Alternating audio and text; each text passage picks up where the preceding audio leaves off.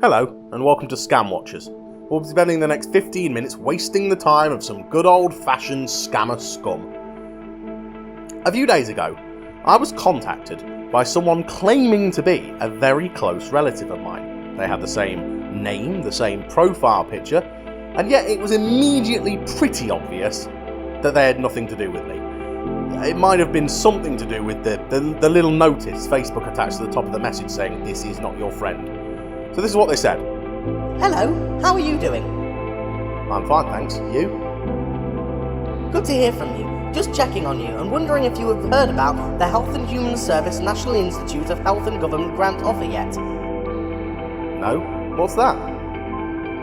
It's a healthcare world humanitarian financial benefit payment program, helping the retired workers, single, married, disabled, unemployed and widows to be able to meet up with their medical bills, outstanding debt and also to maintain their standard way of living. I got £50,000 health care compensation funds from the program when I applied for it through the director in charge of the program. Have you heard of attorney Elaine Smith-Reed before? Can't say I have. She's the attorney in charge of the grant. She told me the grant program isn't a loan and I will not be having to pay it back. I can help you with the information to contact them and apply for it as well. Sounds great. Here is the attorney private number. Tell her you are from me and that you are ready to apply for a grant. Are you sure that number's correct? That's a Nebraska dining code. Why would someone working for the UK government be in Nebraska? Then they sent a link and they said, just click on the link and text that you're from me and you're ready to apply for a grant. Keep me posted on how it goes with you.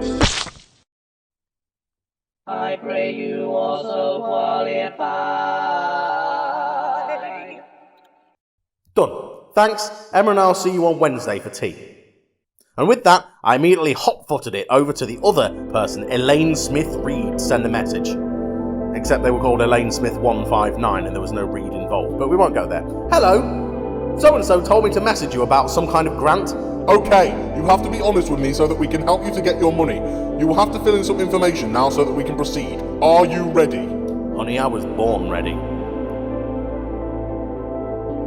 And then they sent a load of information. Now at this point, I was assuming that it was some kind of identity fraud scam where I was going to fill in my name and my address and my mother's maiden name, and they were going to get hold of my bank account and my Facebook profile and basically try and become me in order to get money from me or scam my friends and keep going on until they got money from lots of people.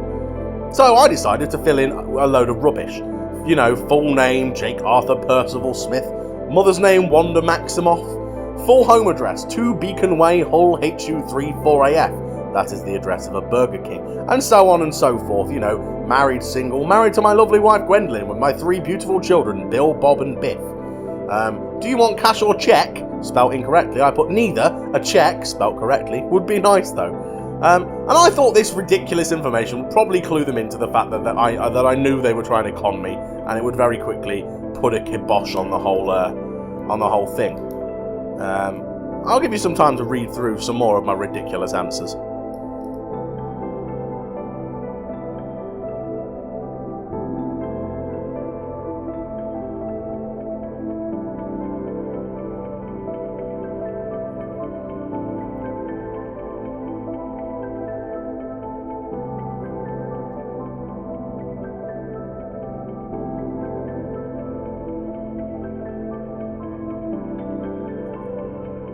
Okay, I will get back to you in the next 5 minutes so your information will be verified and saved into our database system so your grant money will not be delivered to wrong person. Now I assumed that after they'd spent 5 minutes looking at my information, they'd realise that I was fucking them around. But they didn't. They came back and said, Congratulations, you've qualified to receive the grant program. Below is your reference number for your grant. Keep it safe, as you will be asked to provide it when your funds are brought to you at your doorstep. Are you ready to proceed? and I said, "Yay! Let's proceed!" Now, at this point, I didn't really know what to expect. I didn't know what they were going to do next. So they shot back eventually with, Now you are to choose the amount you wish to claim from us, and you will pay for the delivery fee. We will make every effort to ship your order as soon as possible. You are to claim the amount you want to claim. Now, I knew what they were doing. This is a scam called a delivery fee scam, where they they promise you a prize or some goods, or in this case, a lot of money, if you're willing to pay a small deposit or delivery fee in advance.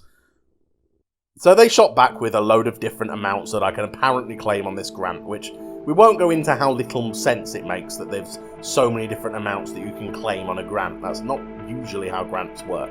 But they range from 50 grand all the way up to $1 million, with the delivery fee that they were charging me for the delivery of my cheque ranging from £1,000 to £11,500. Now my immediate thought was, even if this is real, it makes absolutely no sense.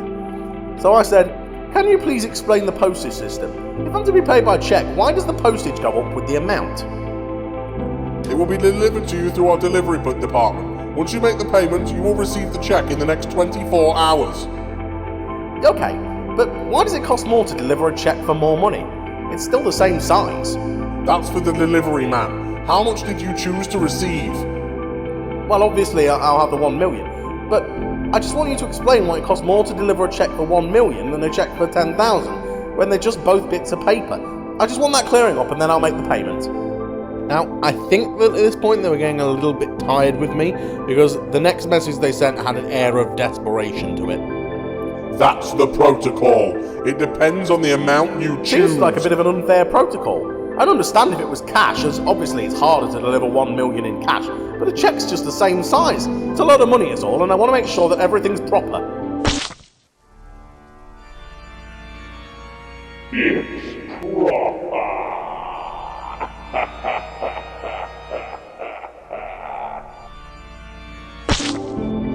Once you make the payment and it's been confirmed, you will receive the grant. Okay then. In which case, I think I'll take the 500,000 just to keep costs down. Okay, are you ready to make your payments? Ready as I'll ever be, Mrs. Elaine. How will you like to make your payments? Did you have a PayPal account or will you do transfer? Do you accept Tesco Club Card points? If not, give me your details and I'll do a bank transfer. I do not have the PayPals. Okay, I will send the details so that you can do the transfer. Okay, Mrs. Elaine. Will you do the transfer from your phone so that will be easy? I don't know how to do that. Okay, when are you sending the payment if I send you the details now? I will do it immediately. Immediately! So at this point I was kind of assuming that they'd send me like a Western Union wiring code or something like that. Something completely untraceable. I couldn't have been more wrong, and you cannot imagine my shock when the next message was their bank details. Now, I blurred them because, given the fact that they refer to it as Barclays Nank, I'm assuming that whilst these must be real bank details, because they were planning to get me to send them stuff to it, maybe they're the bank details of someone else that they've hacked or got into somehow. And what I really don't want to do is share someone's bank details and they suffer for it. So I blurred them, also so you idiots don't send them any money. But yeah, they sent me their actual bank details, which is really stupid because it's incredibly traceable. And you can trace someone back to their address using their bank details.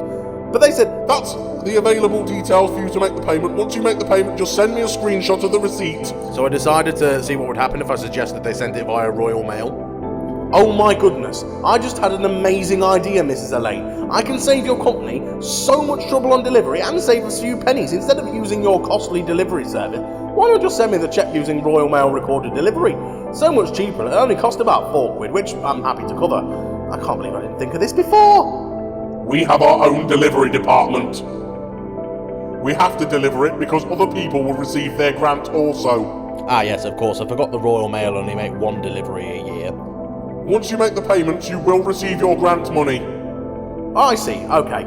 I'll make the transfer shortly. I'm just eating my Cocoa Pops at the moment, then I'll sort it. Okay.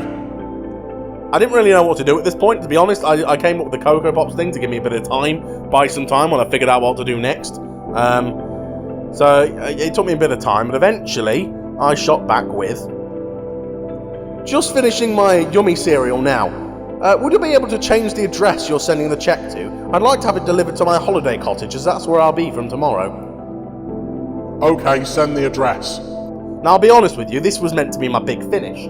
I was going to send them a very obviously fake address that very obviously outed that I knew they were trying to con me, and that would be the end of it, and they'd probably bugger off. So the address I sent them was 123 Scam Street, Fraudville, Confortshire, UR4, Con. Now, surely, they'd figure out from that I knew that they were trying to scam me. Do you think they did? Do you think they knew? Do you think they had any clue from that incredibly obviously fake address? No, they said, Okay. So I don't know what world they're living on that they genuinely thought Confortshire was an actual place. But things carried on. I said, right, I'm done with my Cocoa Pops, I'll just have a quick shower, then I'll make the transfer. Sorry for the delay, Mrs. Elaine. Okay. And at this point I thought, well, I'll leave them to stew for a little bit while I think of how to keep stringing them along a little bit further. And I was sat there, chatting to my wife, watching telly. The kids went to bed, and I thought, you know what? I might get in touch with my old relative. See if they've got anything else to say. These people, the scammers, by the way, the people who put me in touch with Mrs. Elaine in the first place. So I thought, go on, I'll send them another message, see what they've got to say for themselves. So I said, everything's going well, should have the money by tonight, just thought, are you available to have the boys tomorrow afternoon for an hour or two? I thought that would really shit them up, like shit, they're actually asking me to look after their kids, they're going to realise that I'm not their relative, but it didn't shit them up. It didn't shit them up at all, they simply hit back with, Okay, I'll let you know. So after that, I sort of left the relative to their own devices, and I went back to Elaine and said, okay, Mrs. Elaine, can you please remind me of the account details and also the sum which I need to pay? You will only need to send $5,500 to the account. It's in euros now, it was in dollars earlier. So I said, who's Mrs. A.D. Packer, the name on the account? I thought you were called Elaine Smith. Yes. She is the accountant.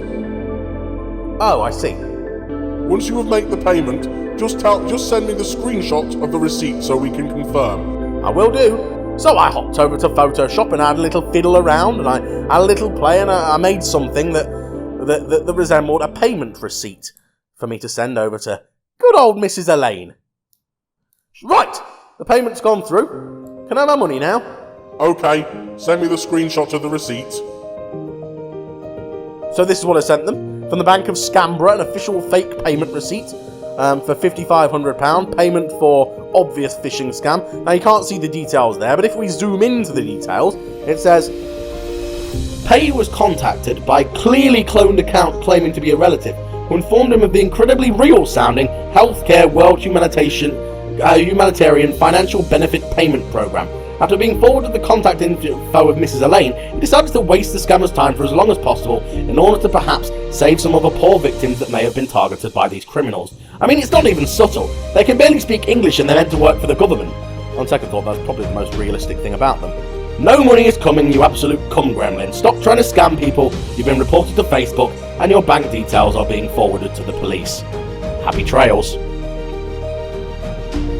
So I tried to get a bit more out of them after that. I tried to get their name and their address and where they might be from, but they weren't replying. So eventually I said, now Mrs. Elaine, it's been a pleasure wasting your time. If you're hoping to scam people, you really need to up your game. Your cloned account of my relative has been reported as of you. Stop scamming people and go earn an honest living, you absolute cunt.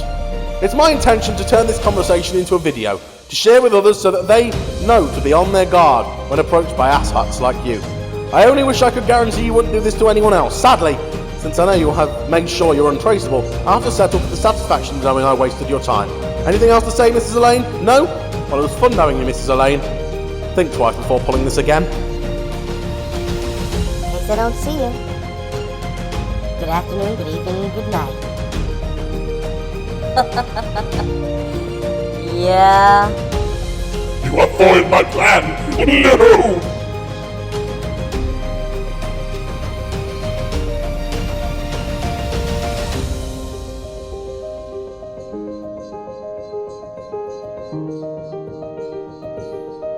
Thanks for watching. Sorry I can barely get a sentence out without fucking it up. Have a good day.